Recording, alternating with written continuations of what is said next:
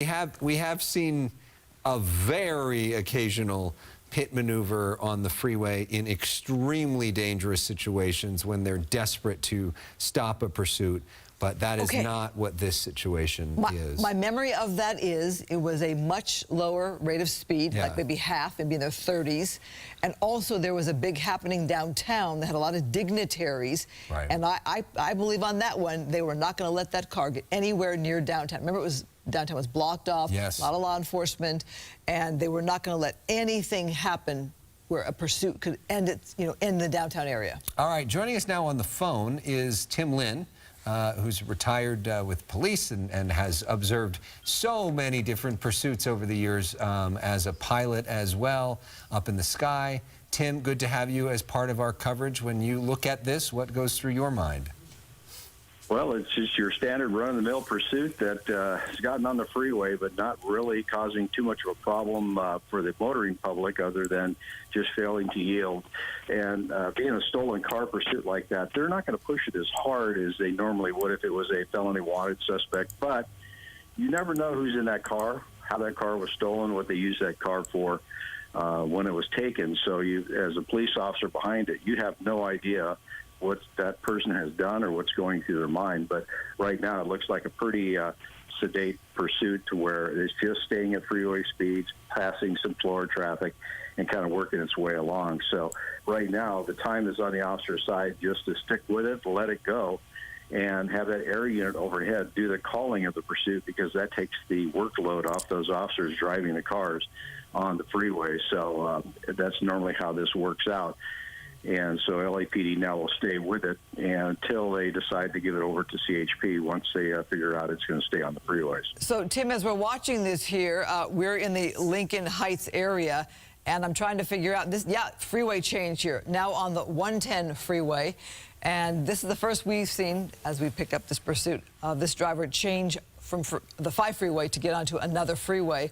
Hard to predict the direction the driver's going or where they think they're going.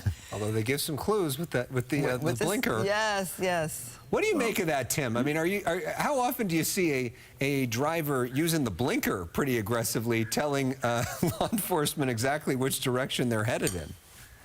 Yeah, I've seen that before on pursuits. It's kind of funny. And now going up north on the Arroyo Seco here, he's going to run out of freeway here pretty quick, but it gets a lot thinner, a lot windier as he continues north. But yeah, I've had them to where they've done that. It's like, hey, if I use my blinkers, I'm not going to be as much trouble. And that's the least of their worries at this point. But right now, we don't know where this guy is running to, what part of town he's trying to get into, maybe find some familiar territory to where he can bail out and get into a safe place. But right now it looks like it's just going to keep continuing north here on the Arroyo Seco. And that, like I said, it'll end up there in Pasadena. And once it gets down on the surface streets, the dynamics will completely change. Now you have cross-traffic pedestrians and things of that sort.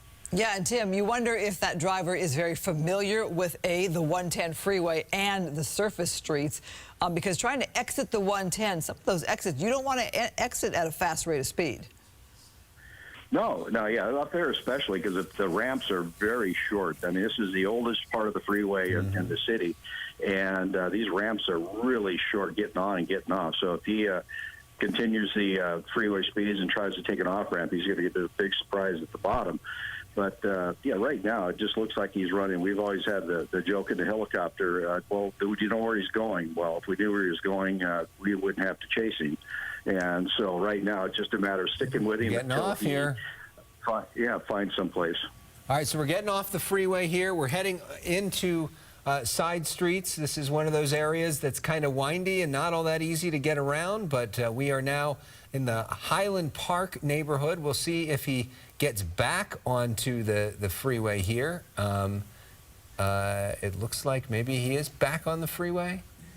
Moving around, there we go. I mean, I guess you can get on and off pretty quickly there.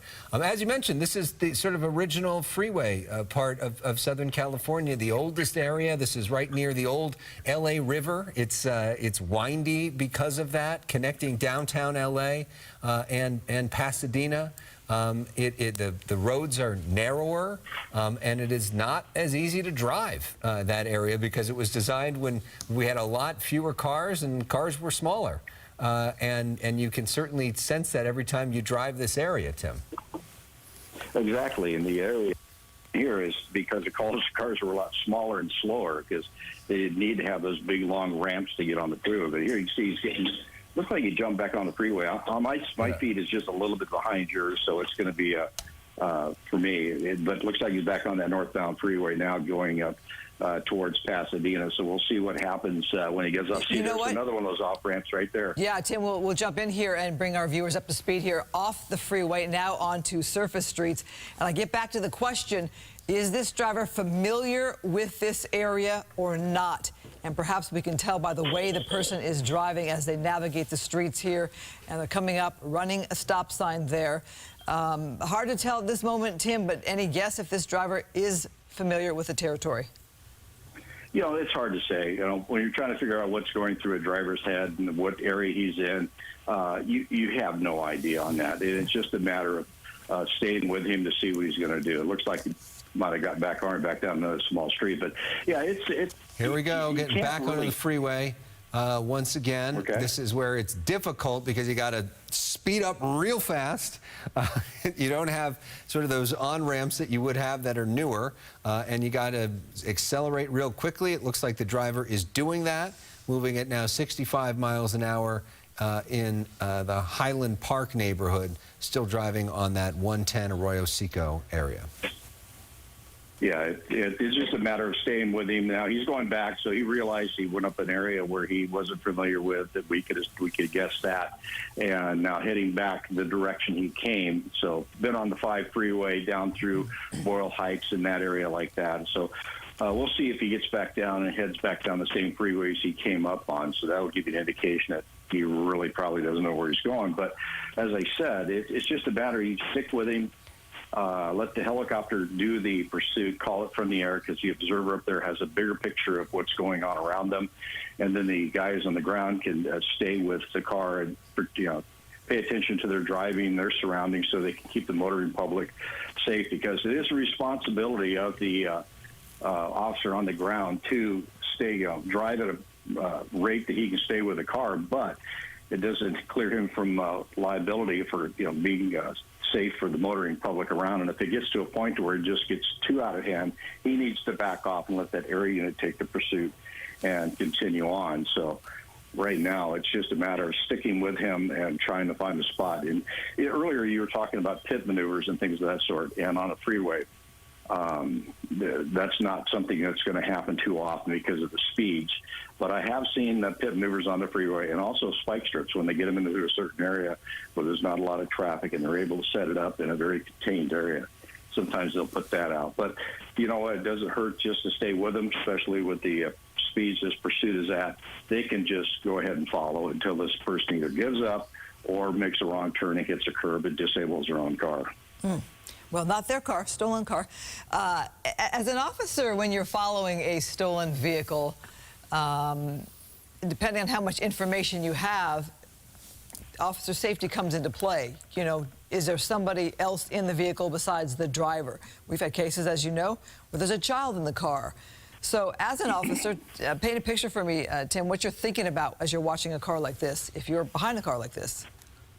Well, you're thinking of every possible thing that could go wrong. You're trying to make sure that you're ready for any type of situation that comes up.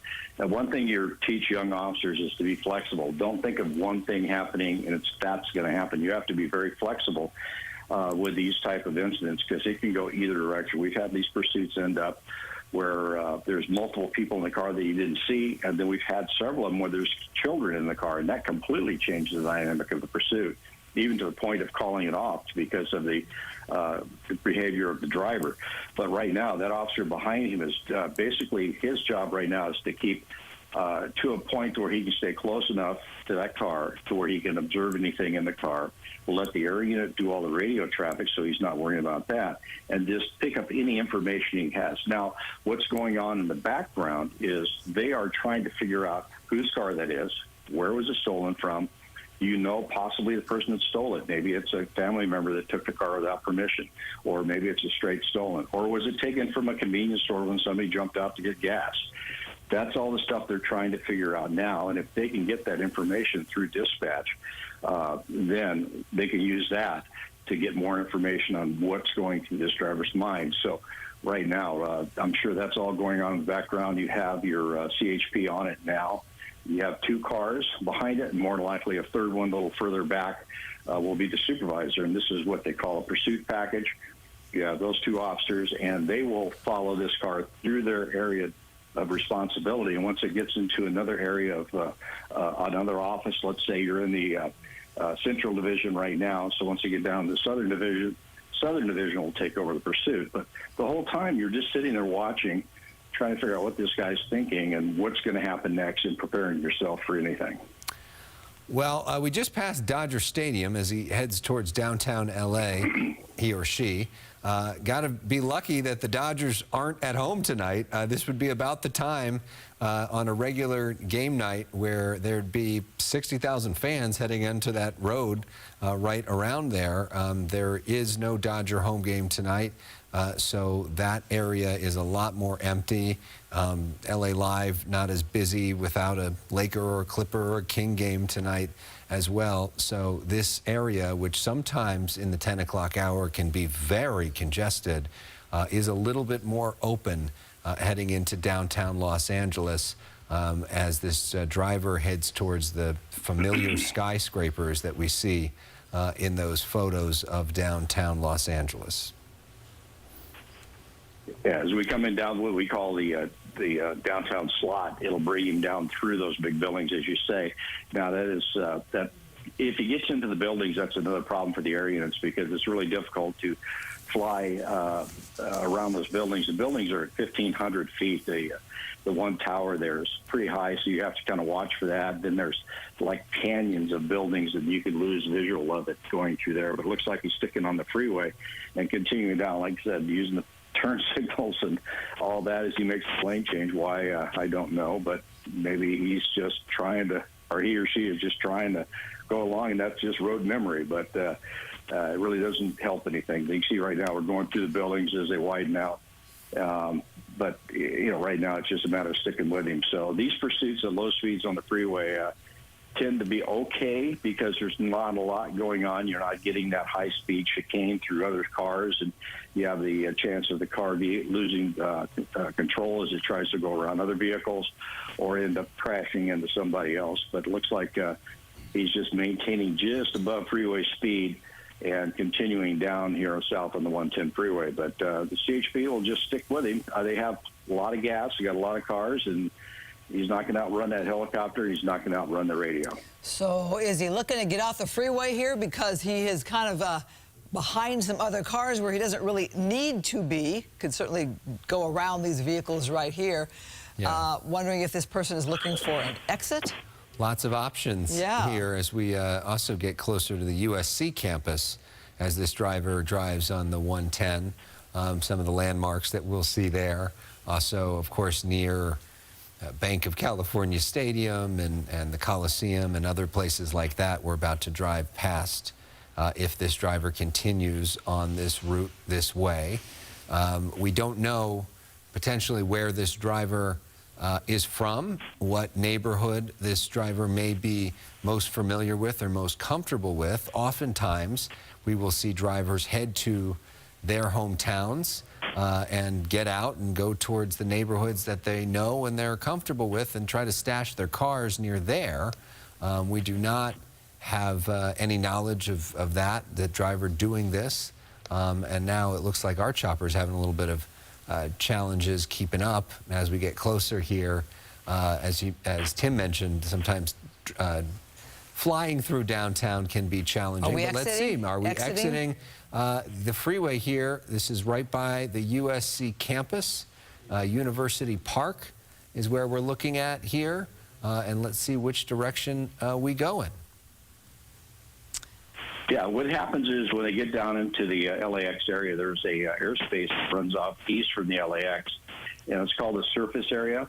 And about a year ago, they have an agreement with the police departments that they will not follow them into that area with the CHP or with the LAPD helicopters because of separation. So once they get in that area, it's usually just south of the Coliseum is where that area starts, that they have to stay out of that area and then follow it from the perimeter and try to do what they can to stick with it. But yeah, for the news helicopters at this point, they're going to have to stay basically north of Florence. So we're now, so he's now coming problem. back on Figueroa, it looks like, past the Galen Center, past the main USC campus and the Felix Chevrolet for USC students that are very familiar with this. He's going to drive past Greek Row and 28th Street close by here. This is, the main stretch of Figueroa, which most USC students walk up and down almost every day. Let's just say we're going to let you do the play-by-play on this. Having gone to USC, walk this about a million times. If you turn right there, there's my frat house. If you want to see that, we could go. There's a great bar right there, the 90. We're about to pass by all the places that people are familiar with on this stretch. There's the Panda Express. And so this is the stretch that you take by the USC campus. This road, if you stay on Figueroa, will take you into downtown LA, into those big buildings that Tim was talking about here. But we'll see if they now make a turn or not.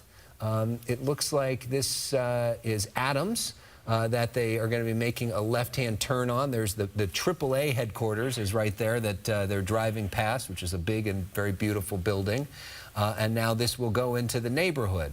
There are other schools there, some religious institutions there, and lots of off-campus housing, all on this particular street of Adams, which will also connect soon with Hoover and Vermont, which are main streets, which you could go back onto the freeway or ride this stretch for a little while.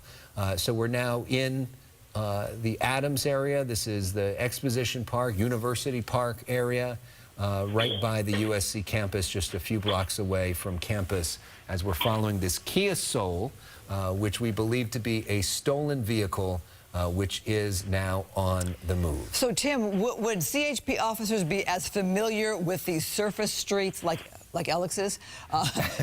We know LAPD would know these streets very well. Yeah, and we're now turning on to, I believe this would be Hoover. Yeah. The CHP will be very familiar with the streets around the freeways because, they get off and get on and things of that sort.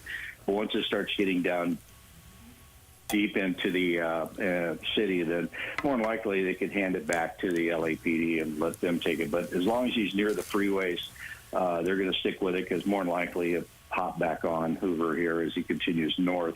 It's easy to get right back on the freeway. So, it's just a matter of wait and see on this, especially, at the speeds that he is at. They're not going to really push the issue now. But I'll say at the speeds that he's at in surface streets, you do bring the pit maneuver back into play. Into play with it. Right. But I'll tell you, LAPD will not get back involved with this pursuit as long as as long as CHP is in pursuit. Policy back in the early 90s, right after Rodney King, has changed over that the CHP will not pursue a car if an allied agency or a local agency is involved in the pursuit. So let's say right now an LAPD car joined back in, they would tell LAPD back out, and if the LAPD didn't back out, they would drop out themselves and let it go. So they do not commingle on pursuits, and it's just basically why is that? LAPD. Sure. Well, it's over different types of policies. LAPD has one policy about pursuits.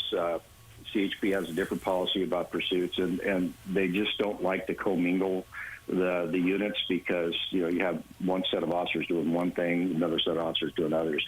But it came after the Rodney King incident is when it formed. It started after that because there was that back and forth with LAPD and CHP on that pursuit, and they all were involved. And so now it's just the way the CHP is. I've been in pursuits in all three seats. I've been in police cars, police helicopters, and news helicopters. And I'm telling you, in the cars, they will flat run you off the pursuit if you get involved. And if they find out that you're in it, they will back out and let you alone. And you'll catch yourself up on a freeway someplace a long ways from home by yourself. But yeah, right now when he's in these surface streets, I wouldn't doubt CHP might get in there and throw a quick pit maneuver on him just to stop. But the thing is, there's no urgency right now. Yeah. He's driving kind of carefully. He's not really doing anything. He is stopping at signals. He's not blowing through intersections at 60 miles an hour. So you have to weigh the risk versus reward.